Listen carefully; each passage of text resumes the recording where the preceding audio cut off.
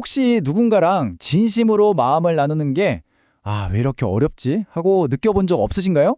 오늘은요, 표영호 작가의 책 인생이 언제는 답이 있었나요를 길잡이 삼아서 그 해답의 실마리를 한번 같이 찾아보려고 합니다. 자, 바로 시작해 볼까요? 이 책에서는 아주 흥미로운 4단계의 여정을 제시하는데요. 오늘 이걸 한번 따라가 보려고 합니다. 이게 뭐냐면 나를 제대로 아는 것에서부터 시작해서 더 좋은 관계, 그리고 결국에는 더 행복한 삶으로 나아가는 일종의 로드맵 같은 거예요. 자, 그럼 이 여정 한번 같이 떠나보시죠. 오늘 우리의 여정은 이렇습니다. 첫 번째는 거울을 통해서 있는 그대로의 나를 딱 마주보는 거고요. 두 번째는 렌즈를 통해서 내가 세상을 어떤 틀로 보고 있는지 점검할 겁니다. 그리고 나서는 다리를 놓아서 사람들과 창조적으로 연결하는 법을 알아보고 마지막으로는 선물처럼 내 마음을 표현하는 법까지 배우게 될 거예요. 자, 그럼 첫 번째 단계 바로 거울입니다. 혹시 그런 생각 해본 적 없으세요? 내가 생각하는 나의 모습이랑 다른 사람들이 보는 내 모습이 어째좀 다른 것 같다? 바로 그 차이에 대한 이야기부터 한번 시작해 보겠습니다. 여러분은 스스로를 어떤 사람이라고 생각하세요? 그리고 주변 사람들은 나를 어떻게 볼까요? 이 책에서는요, 우리가 생각하는 나와 남들이 보는 나가 다른 경우가 훨씬 많다고 이야기합니다. 어쩌면 다른 사람들의 시선이야말로 나 자신조차 몰랐던 진짜 나를 발견할 수 있는 가장 중요한 힌트가 아닐까요? 유명한 심리학자 윌리엄 제임스가 이런 말을 했죠.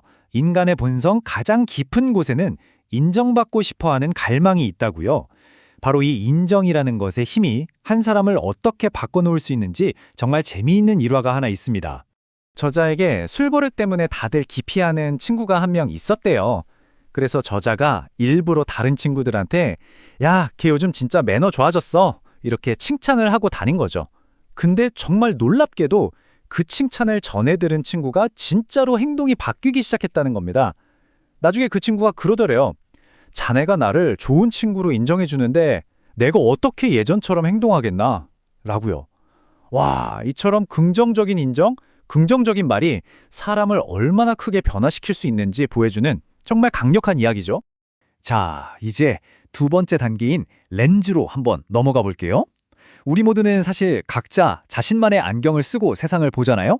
바로 이 렌즈가 우리의 현실과 관계를 어떻게 만들어가는지 한번 들여다보겠습니다. 만약에 코뿔소한테 그림을 그리라고 시키면 뭘 가장 먼저 그릴까요? 아마 자기 눈에 제일 크고 가깝게 보이는 뿔부터 그릴 겁니다. 이 비유가 참 재밌지 않나요? 우리도 세상을 볼 때 자기도 모르게 나의 관점이라는 이 거대한 뿔을 가장 먼저 떡하니 그려놓고 시작하는 건 아닌지 한번 생각해 볼 필요가 있습니다. 핑크 대왕 퍼시라는 동화가 있어요. 핑크색을 너무너무 좋아한 나머지 온 세상을 핑크색으로 칠하라고 명령했던 왕 이야기인데요. 결국엔 현명한 신하가 핑크색 안경을 딱 만들어주니까 모든 문제가 간단히 해결됐죠. 이처럼 내 생각, 내 색깔만이 옳다고 주장하는 건요, 다른 사람을 힘들게 할 뿐만 아니라 결국 진짜 세상의 다채로운 모습을 보지 못하게 만드는 일이기도 합니다. 자, 이제 세 번째 단계, 다리를 놓을 시간입니다. 서로 다른 관점을 뛰어넘어서 각자의 다름이 만났을 때 더 큰 힘, 즉 시너지를 만들어내는 창조적인 연결에 대한 이야기입니다. 우리가 흔히 말하는 협력, 즉 콜래보레이션은요, 단순히 1 더하기 1이 2가 되는 게 아니에요. 서로 전혀 다른 존재가 만나서 3 혹은 5가 되는 완전히 새로운 가치를 만들어내는 융합 전략인 거죠. 이건 비즈니스뿐만 아니라 우리의 모든 인간관계에 적용될 수 있는 아주 강력한 원리입니다. 한번 생각해 보세요. 역사 속 유비, 관우, 장비의 도원결의, 그리고 비즈니스 세계의 판도를 바꾼 나이키와 애플의 만남은 어떻고요? 전혀 어울릴 것 같지 않던 사물놀이와 오케스트라의 협연까지. 이처럼 위대한 협력은 언제나 우리의 상상을 뛰어넘는 결과를 만들어냈습니다. 하지만 이런 창조적인 다리를 놓으려면요, 반드시 버려야 할 것들이 있습니다. 바로 권위의식, 낡은 관습, 고정관념 같은 것들이죠. 소위 말하는 꼰대 문화나 난 원래 이런 사람이야 하는 그런 태도를 싹 버리고 빈손으로 다가갈 때 비로소 진짜 소통의 다리가 놓이기 시작하는 겁니다. 그럼 이 소통의 다리를 놓지 못했을 때 그 대가는 어떨까요? 정말 어마어마할 수 있습니다. 2004년에 앤디 루빈이라는 사람이 안드로이드 OS를 들고 삼성을 찾아왔을 때 삼성은 그 가치를 알아보지 못하고 제안을 그냥 무시해버렸어요. 결국 그 엄청난 기회는 구글에게 돌아갔죠.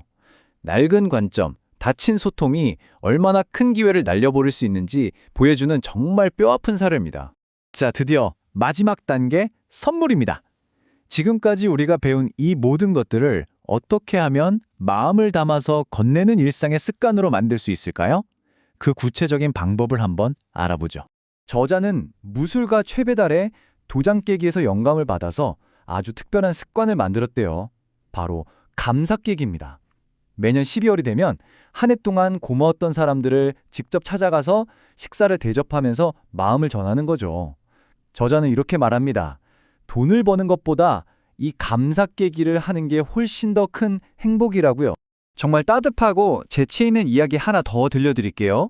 저자가 한 파티에서 소통사과라는 걸 선물로 준비했대요.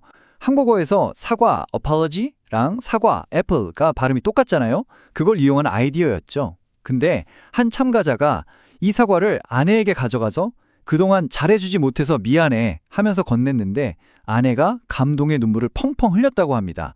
이렇게 작은 사과 하나가 꽉 막혔던 마음을 여는 열쇠가 될 수 있는 거죠. 결국 이 책이 우리에게 전하는 가장 중요한 지혜는 이 한 문장에 다 담겨 있는 것 같습니다. 무엇인가를 받으려고 하면 세상은 각박하지만 주려고 하면 세상은 참으로 살만한 곳이 된다. 받으려는 마음에서 주려는 마음으로 딱 전환될 때 바로 그때 우리의 세상이, 우리의 관계가 변하기 시작하는 겁니다. 오늘 우리는 거울, 렌즈, 다리, 선물이라는 4단계를 거치면서 관계의 지혜를 함께 탐험해봤습니다. 이제 이 여정을 여러분의 삶 속에서 직접 이어갈 차례입니다.